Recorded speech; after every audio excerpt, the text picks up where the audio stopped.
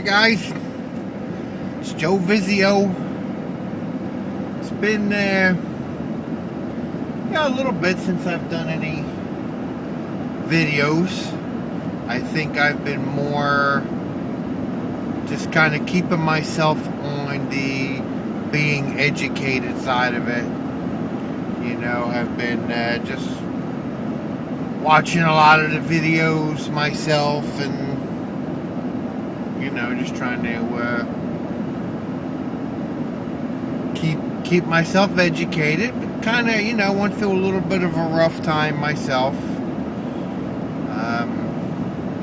As I think I've said this before, this kind of recovery becomes a little bit harder on our spouses sometimes.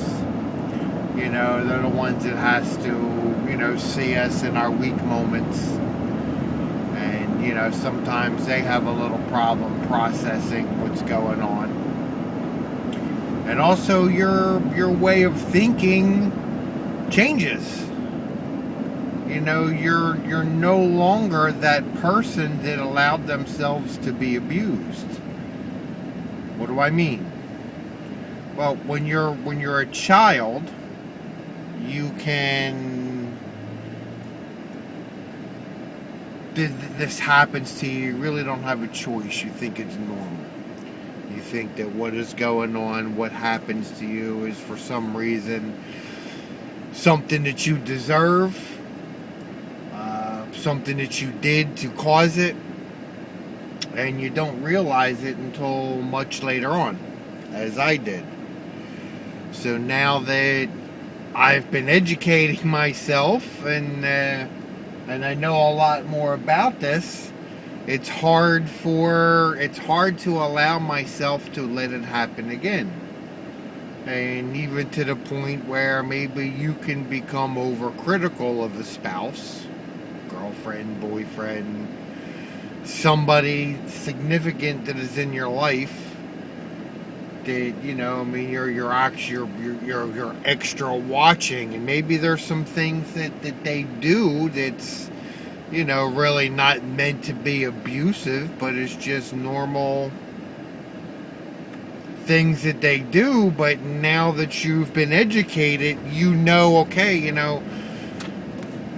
my wife may be trying to be sweet, or she's we're mad and she's maybe doing this, but now I know what she is doing. I know what kind of form of manipulation it might fall under, so I'm not as receptive to it.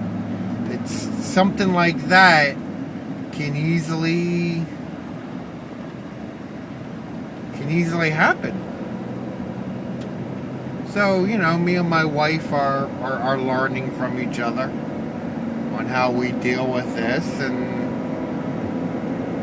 I'm hoping for a nice speedy recovery. And I know I'll always have these issues, but one of the main things that I wanted to do is really make sure that I don't follow in any of those characteristics.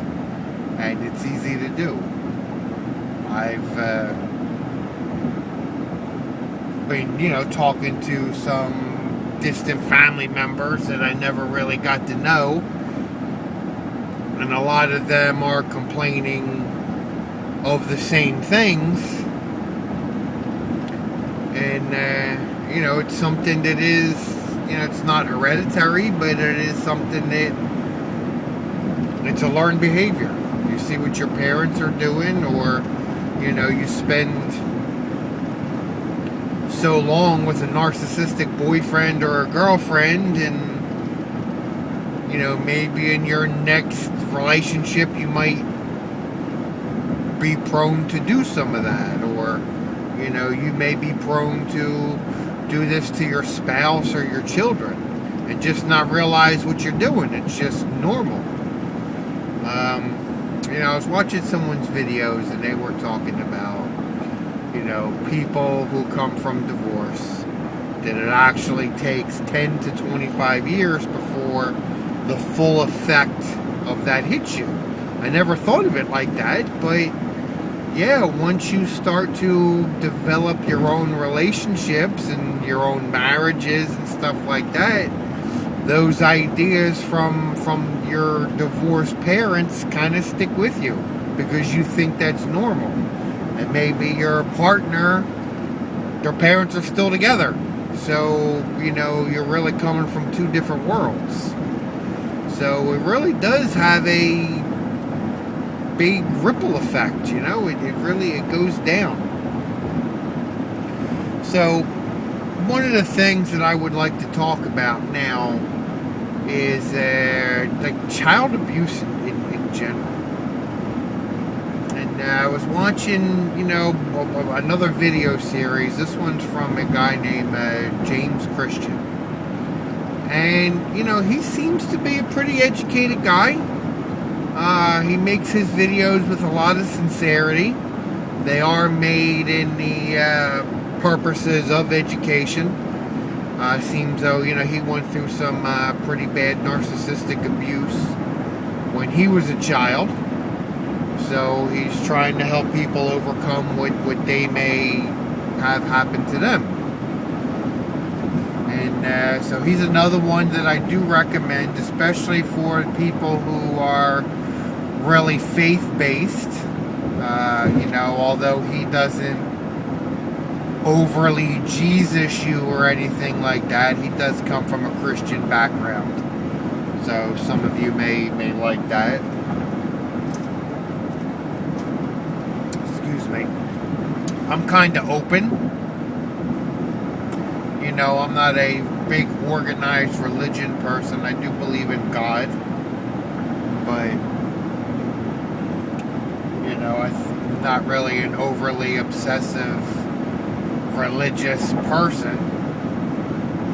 But I have respect. So I really don't go and do some religion bashing or anything like that. Excuse me. But, James Kristian is another person that I recommend right alongside with Ollie. Ollie's more of a direct, no-nonsense, kind of northern city, kind of in your face. And, I've really had that approach my whole life. That's kind of why I lean to Ollie. But there's a lot of other good people out there as well. And, James Kristian has my recommendation. So, as I was watching one of his videos, it kind of defines child abuse. I'm kind of in agreement to what he says, although I never really looked at it that way. And he defines child abuse as, something that impairs the development of a child. It kind of brings it on a wider spectrum. A lot of times when you think of child abuse, you think of the most extreme cases, the kids getting beat with a 2x4, not being fed, not given water, locked in closets, things of that nature, which is just absolutely horrible. But, like any kind of like narcissistic personality disorders, there's a broad spectrum, and there's also a broad spectrum of what could define as child abuse. So anything that's really impeding or clouding the development of a child. You could just kind of use your imagination. I wouldn't get too ridiculous about it. But like one of the definitions that Mr. Kristian talks about, and I kind of had a hard time with this one, but I can see the selfishness in it. If you're a kid, you're on the Little League team, you have a baseball game on Friday nights, and your parents are just, well, no, we're not going to your baseball game. We're just we're going to go shopping because that's what we want to do. Yeah, you can say, well, you're the kid, you have to listen and do what your parents want to do, but that's a pretty outright nasty, selfish thing to do. To me, that's kind of showing that your kids that what you have in your life just does not matter. It doesn't matter. And I don't think that that's right coming from a parent. I know I was taught differently. I was taught it's my way or the highway. If you don't like it, hit the bricks. This is my house. You will do as I tell you to do. So I didn't have a say-so. As my father would famously say, this is not a democracy. This is a dictatorship. So, that's, to me, with an open mind, that's outright selfish. That is really letting your child know that you just don't make a mark in this world. You're nothing. You're just lucky to be able, you are lucky that I allow you to have air to breathe. And that was, kind of my father's take on things. He was very much a person that ran the comedy routine of, I brought you into the world, I'll take you out of the world. He took that comedy routine and just ran it into the dirt, man. So, and the thing is, he meant it. Just ask Ed Lorenzo, if you ever seen that video.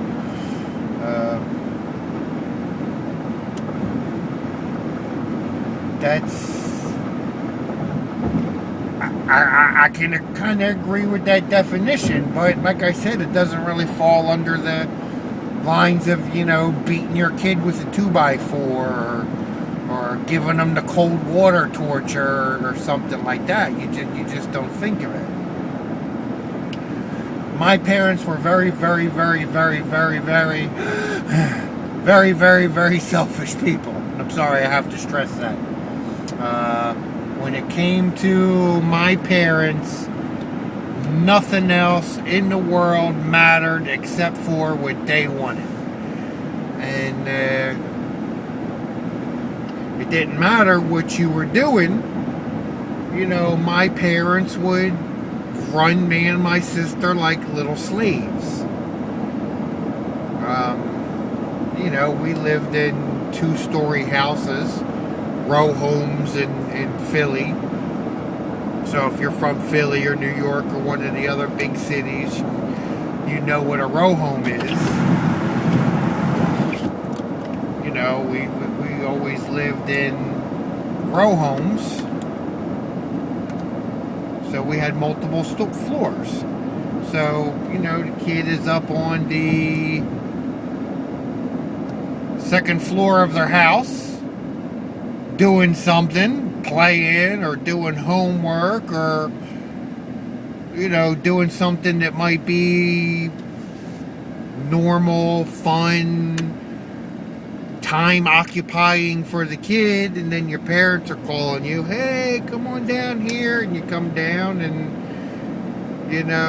hey, now that you're down here, I need you to just go over here and get my cigarettes for me. Or, when I was growing up, we didn't have remote controls for our TV. So it was common for my father to call me down off of the second floor where I was in my room playing to come all the way down to change the channel on the TV that was 5 feet sitting in front of him. Is that child abuse? I wouldn't have thought of that as child abuse. But, technically, yeah. It's kind of a fucked up thing to do to your kids, don't you think? And I catch my mother now doing the same thing to my daughter. And I cut it off. And not even so much sending her as her own personal step and fetch like they did to me and my sister. But I know there were times where me and my sister would be sent into the room to get something for our parents, and not be able to locate where they are trying to say where such item is, and then it even gets down to now you're talking to your child like an idiot, trying to explain them directions. No, it's up, up, up, look up.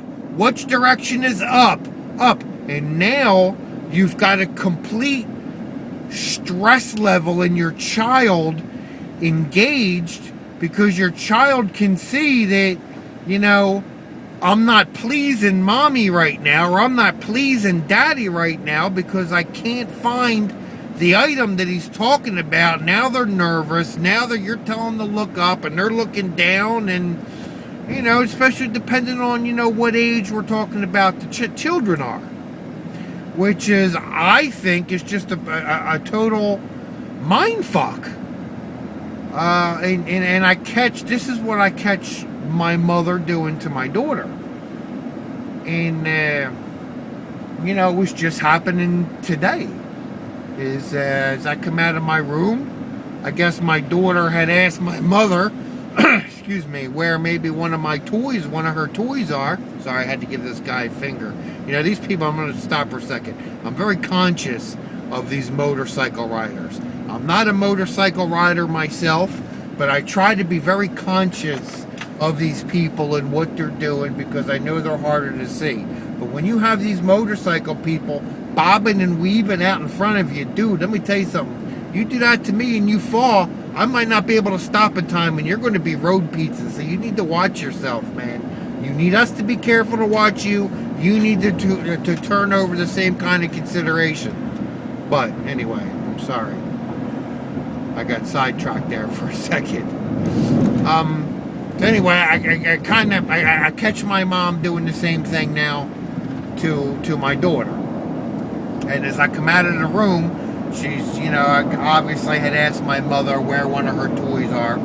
And my mother is just a very, very, very, very, very, very, very lazy person.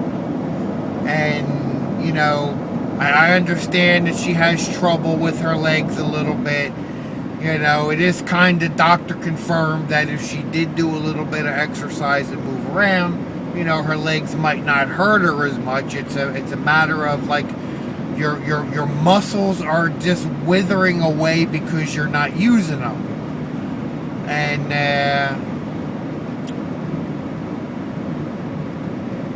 when you're not using them, you know, everything just kind of turns to mush. And so this is kind of why I get on to my mom about this. But anyway, my daughter's looking for a toy, and I can hear my mom telling her, no, up, up. Which way is up? Okay, go left. It's on your left. It's on your left. It's on your left. And now my child is now flustered. And about that time, I step out into the room, and my mother says, boy, you know, she has trouble following directions. I said, Mom, I said, when you do that to her, it creates a stress level for her. It raises her stress, and she starts doing that. She starts looking all over the place for something that probably might be right in front of her. But because of the way you're talking to her about that, and talking to her like an idiot, her stress level is now being raised, and it's causing her to do this. She's only 4 years old. You're not talking to a 15-year-old kid where you can just tell them, okay, yeah, it's up on the bookshelf to the left. Okay, a 15-year-old kid knows how to do that. We're talking about a 4-year-old child. Most of the time, when she wants something, I get the fuck up off my ass and I show her so that I can teach her. This is what I do. This is what people need to take into consideration with their children. Instead of just dismissing that your child is an idiot because they can't follow that type of direction when you are stressfully yelling it at them. Even if you're not yelling, and you might just be talking a little bit more harsh than what you normally would have. It raises the stress level. So keep that in mind. Although I have a lot more to say, my wife is starting to text me, which means that she's just going to end up calling me. So I'm going to cut this off and find out what my wife needs. And thank you for your time.